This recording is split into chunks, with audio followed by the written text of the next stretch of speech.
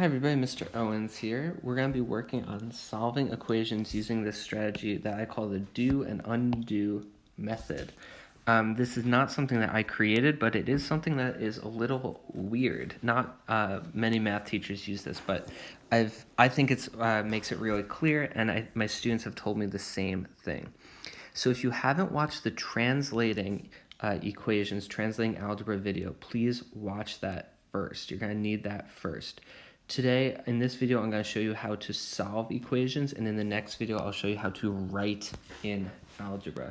But today, we're just going to be working on actually solving the thinking in algebra part, okay?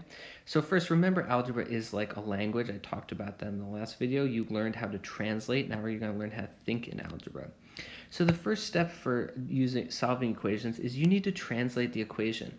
If you do not translate the equation correctly, you will get the problem wrong. All right, so make sure you translate the equation first, and then you're going to go backwards and use the opposite operation. So remember, the opposite of addition is subtraction, the opposite of subtraction is addition, the opposite of multiplication is division, and the opposite of division is multiplication, all right?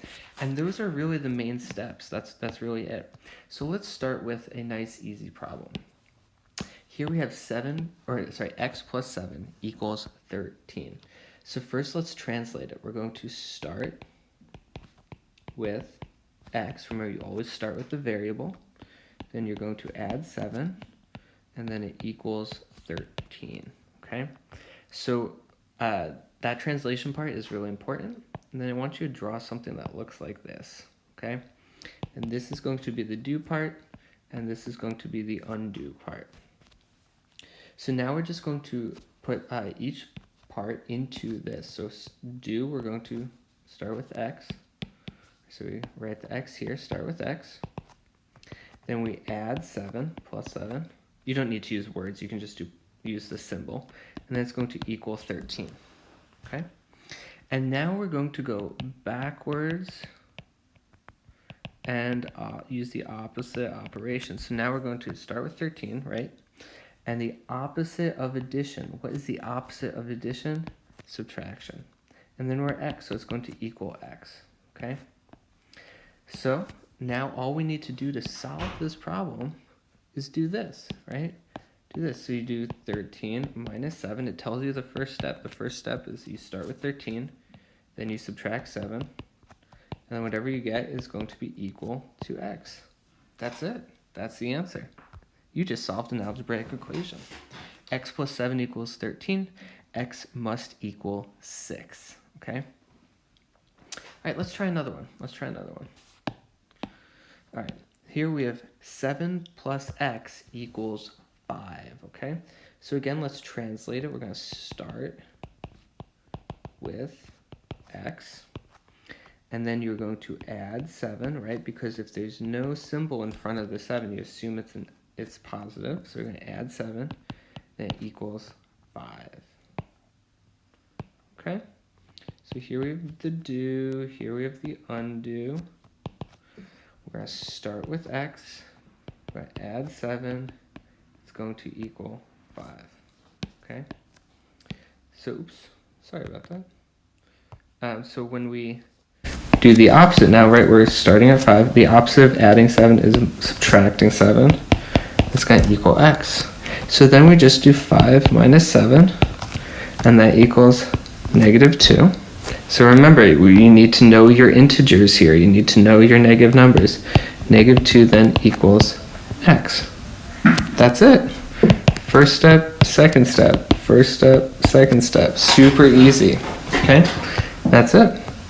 Okay, let's try another one.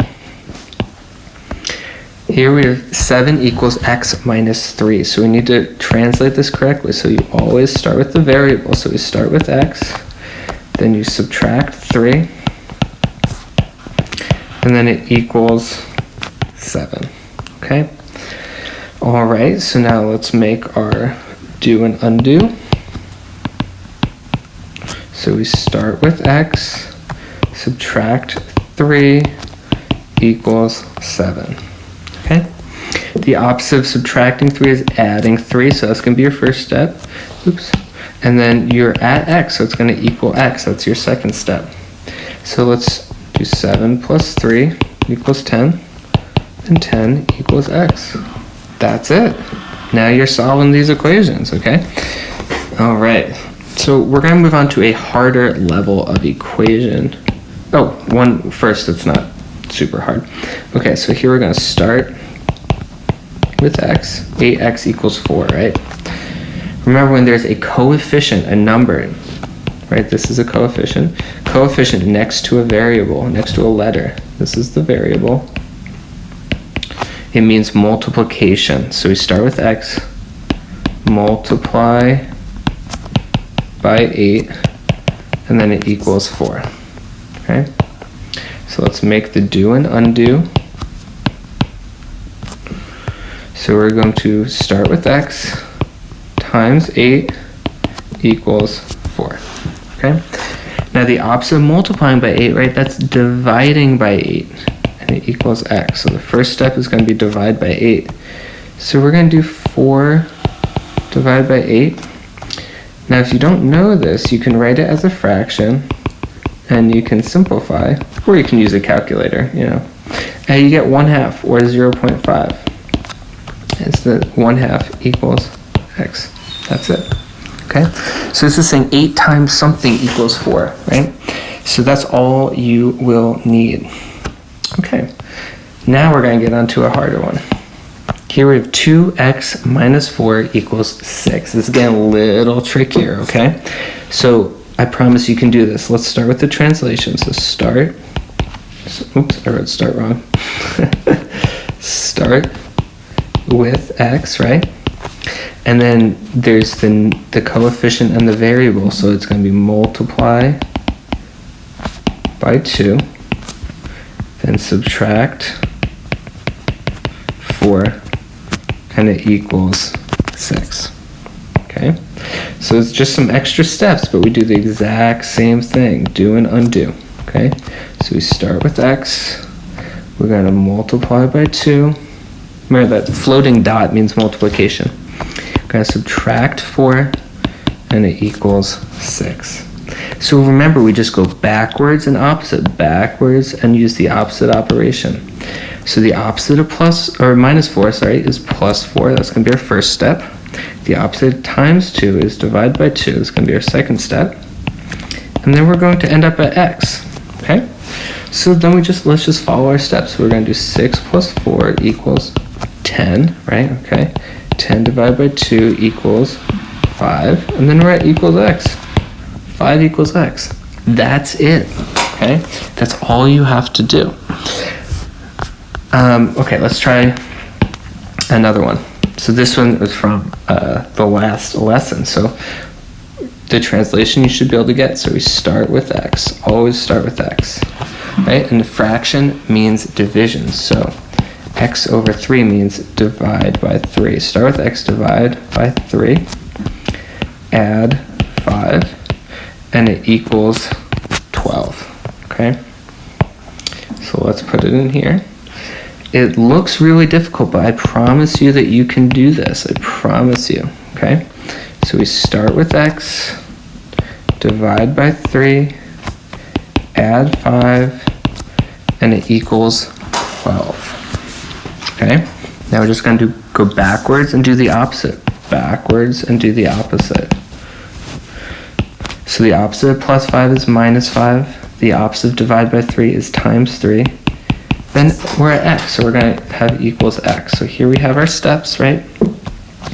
First step, we do 12 minus 5 equals 7. 7 times 3 equals 21. And then we're at equals x, so 21 equals x. That's it.